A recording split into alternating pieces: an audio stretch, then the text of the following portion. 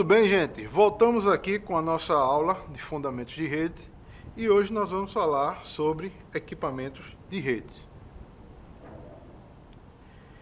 Tipos de equipamento de rede, gente. Parte física. Nós temos ativos de rede e passivos de rede. O que é e o que significa essas duas situações?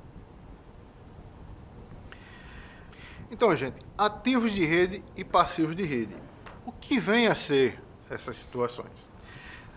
Os ativos de rede, gente, são os dispositivos como roteadores, switches, hubs, ponto de acesso, Wi-Fi, firewalls, servidores, cabos e conexões, equipamentos de segurança, aplicações e serviços. Ou seja, toda a parte de hardware da estrutura da rede, certo?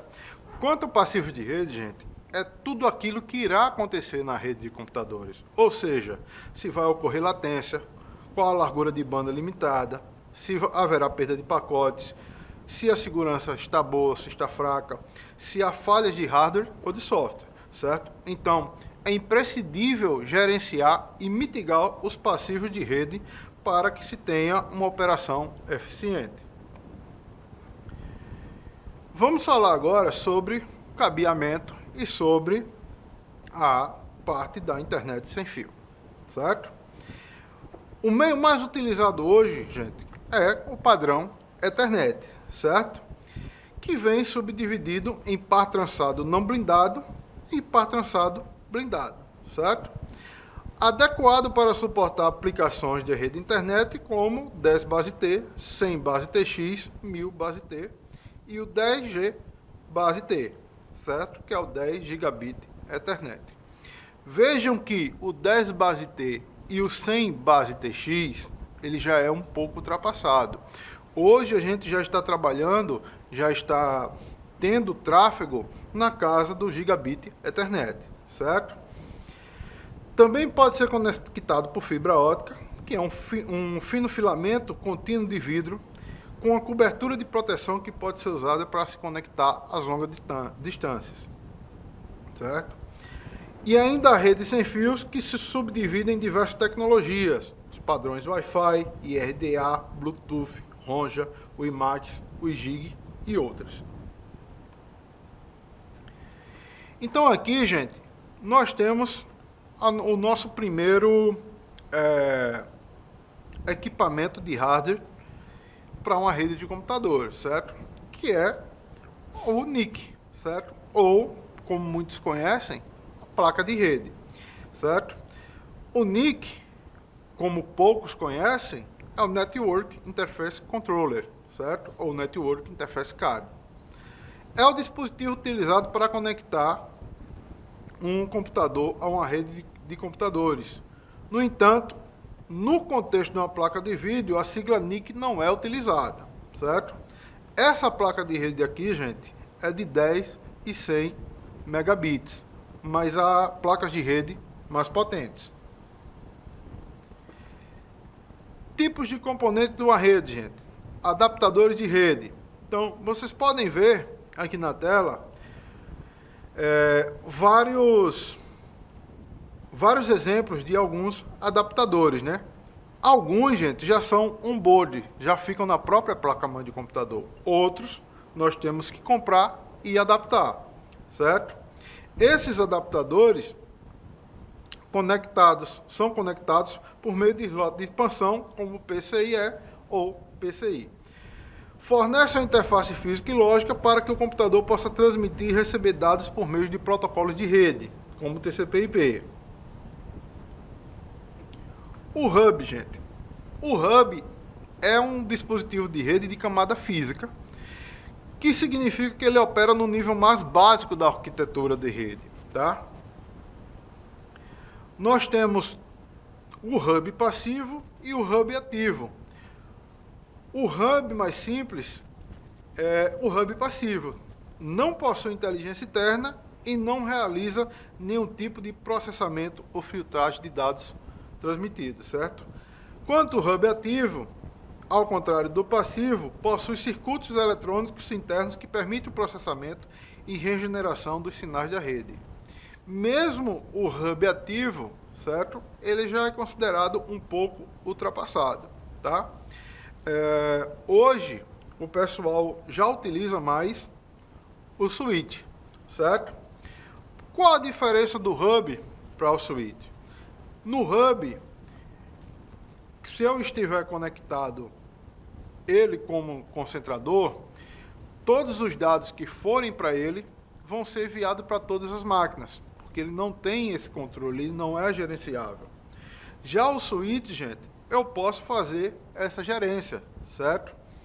Vejam que o switch é um dispositivo de rede chamado de link de dados, como nós falamos, que significa que ele vai operar no segundo nível da arquitetura de rede, conhecido como comando de enlace.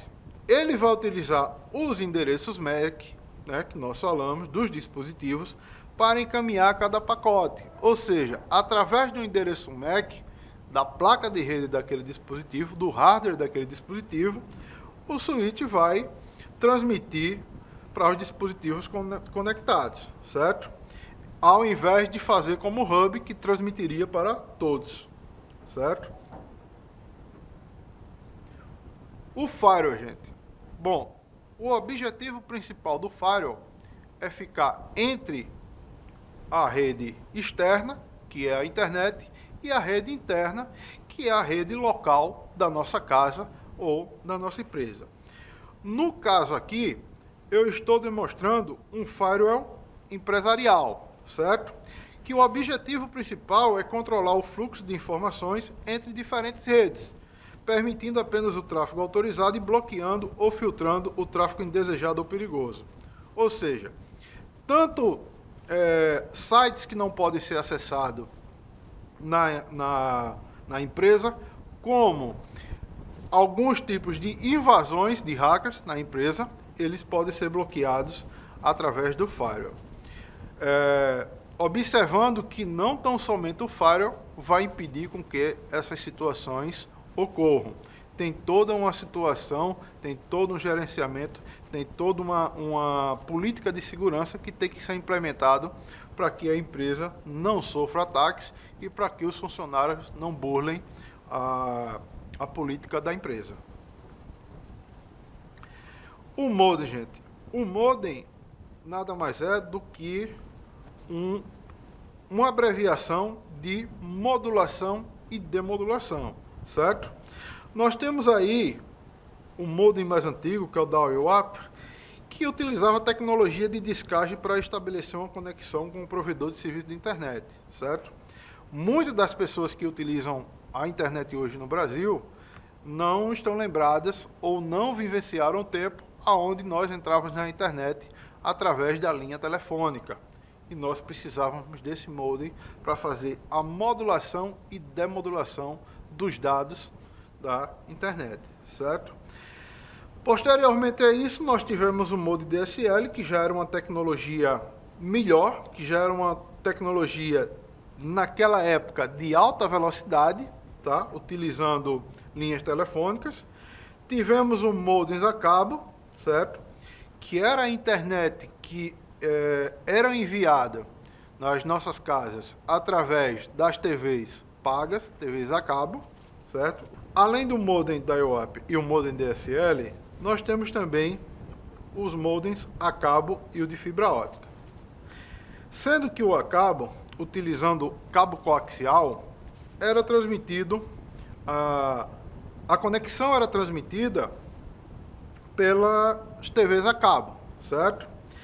Os modems de fibra ótica são usados em conexões de banda larga que utilizam tecnologia de fibra ótica para transmitir dados em altas velocidades, certo? Hoje,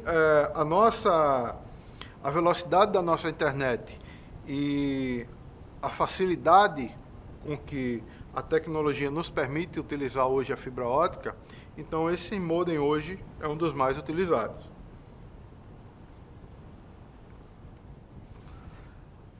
Nós temos aqui, certo, a explicação dos modems, certo? O roteador, gente, é um dispositivo de camada de rede, certo? Que é a terceira camada do modelo OSI, certo? Ele utiliza informações contidas nos pacotes de dados como os endereços IP de origem e destino, para determinar qual o melhor caminho para encaminhar esses pacotes pela rede, certo? Eles desempenham várias funções importantes em uma rede, incluindo encaminhamento de pacotes, conexão de redes, firewall e segurança, tradução de endereço de rede, que é o NAT, controle de largura de banda e configuração da rede, certo? Os roteadores mesh, gente, eles são melhores tecnologicamente e, em sua grande maioria, eles vêm ou com dois componentes ou 3 componentes, tá? E ele pode ser escalável, ou seja, eu posso comprar mais componentes e colocar para rodar na mesma rede, certo? Esses roteadores, gente, não são como os roteadores comuns, aonde eu tenho um ponto de acesso aqui e eu tenho que criar outro ponto de acesso com outro tipo de roteador, tá? Nesses roteadores, eles usam essas redes de dispositivos interconectados, ou seja, se você colocar um na sua sala e você colocar outro na sua cozinha, quando você se movimentar da sala para a cozinha, automaticamente o sinal do seu computador ou o sinal do seu telefone passará de um para o outro, sem nenhuma intervenção, certo? Os principais benefícios dos roteadores mesh incluem cobertura estendida. Ao espalhar vários nós pela área, os roteadores mesh podem fornecer uma cobertura de rede mais ampla e consistente, eliminando pontos fracos ou áreas com sinal fraco. Ou seja, se eu tenho uma casa de primeiro andar, ou eu tenho uma empresa de grande porte com vários tipos de sala, vários tipos de cômodos, certo? Eu posso colocar um roteador mesh desse em várias partes da minha casa ou da minha empresa. Automaticamente, quando eu for saindo de um cômodo e entrando em outro, esse sinal vai sendo emitido pela antena que está mais próxima do meu telefone, ou a antena que está mais próxima do meu notebook, do meu computador, certo? Fazendo com que eu não perca jamais o sinal da rede. Home transparente. Os dispositivos conectados podem se mover livremente pela área coberta pelos nós mesh sem perder a conexão, que era o que eu estava falando. Os nós se comunicam entre si e transferem automaticamente os dispositivos para o nó mais próximo, garantindo a conexão contínua. Maior capacidade, certo? Através dos roteadores mesh, nós temos mais capacidade de aumentar ou amplificar até onde chega a minha rede, certo? Esses dispositivos vão estar conectados simultaneamente sem afetar o desempenho da rede.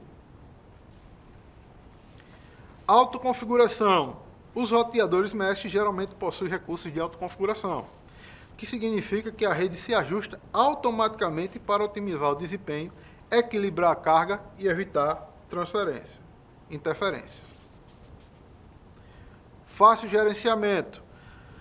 Muitos sistemas mesh oferecem aplicativos ou interfaces de gerenciamento intuitivos que permitem monitorar e controlar a rede de forma simplificada, gente, incluindo recursos como controle parental, priorização de dispositivos e diagnóstico de problemas. Vamos lá. Repetidor. Aqui no repetidor, nós temos dois tipos. O repetidor normal, certo? Deixa eu mostrar aqui a vocês, que é esse aqui. E o repetidor mesh, certo? Esse repetidor, ele serve para amplificar o meu sinal de Wi-Fi dentro da minha casa ou da minha empresa, certo? Só salientando, é importante notar que, ao usar um repetidor de sinal Wi-Fi, pode haver perda de velocidade e latência na transmissão de dados, uma vez que o sinal vai ser retransmitido. E aqui nós temos uma figura aqui, certo? Que nos dá a intensidade do sinal comum e nos dá a intensidade do sinal com repetidor ou utilizando uma rede mesh. Patch panel, gente. PET Panel, também conhecido como painel de conexões ou distribuidor de cabos. Esse tipo de painel, gente, é utilizado em racks, certo? Para cabeamento estruturado, para que se possa organizar esses cabos dentro de uma determinada sala, dentro de um determinado ambiente, para que se venha ter facilidade a descobrir se tiver algum problema na rede. Então, gente, sobre o cabo par trançado. Esse tipo de cabo, gente, consiste em pares de fio, certo? Que são condutores isolados, geralmente de cobre, disposto em forma de trança. Cada par de fio é entrelaçado em uma estrutura helicoidal para minimizar a interferência eletromagnética, certo? Vocês podem ver aqui, ó, cada par desse, ele vai ser voltado em volta de si próprio, certo? Se na conexão eu estiver sem essas voltas em torno deles mesmos, ele pode dar diafonia, certo? E aí ter uma interferência eletromagnética. Os cabos par trançado podem ser classificados em duas categorias, gente. Par trançado blindado e par trançado não blindado. A diferença deles está na presença ou na ausência de blindagem. Então, os cabos sem blindagem nós chamamos de UTP, que significa cabo de par trançado sem blindagem. E os blindados, por sua vez, se dividem em três categorias: o FTP, o STP e o SSTP, tá? Cada um com uma blindagem mais forte do que a outra. Vamos mostrar aqui, ó. Por exemplo, o FTP, ele tem uma blindagem em volta de todos os cabos. O STP, ele tem uma blindagem em volta de cada par de cabo. E o SFTP, além dele ter uma blindagem em volta de todos os cabos, ele tem uma blindagem em volta de cada par de cabo, certo? Então vocês podem ver que, dependendo do meu propósito, dependendo de onde eu vou instalar, por exemplo, se eu vou instalar uma rede em uma indústria que sofra muita interferência eletromagnética, eu tenho que instalar um cabo desse tipo SFTP, né? Se eu for colocar uma rede em um ambiente que eu vou ter pouca interferência magnética, eu coloco um cabo FTP, certo? Se eu for colocar em um ambiente que não tenha nenhuma interferência magnética, eu vou colocar um cabo sem blindagem, que é o UTP. Então nós temos aqui, ó, a formatação do cabo, certo? Que é o cabo direto e o cabo crossover, tá? Então, nós temos aqui a definição de cada cabo, mas eu vou mostrar a vocês aqui que fica de melhor entendimento. Então aqui, gente, nós temos as figuras do cabo direto e do cabo crossover, né? Qual a diferença?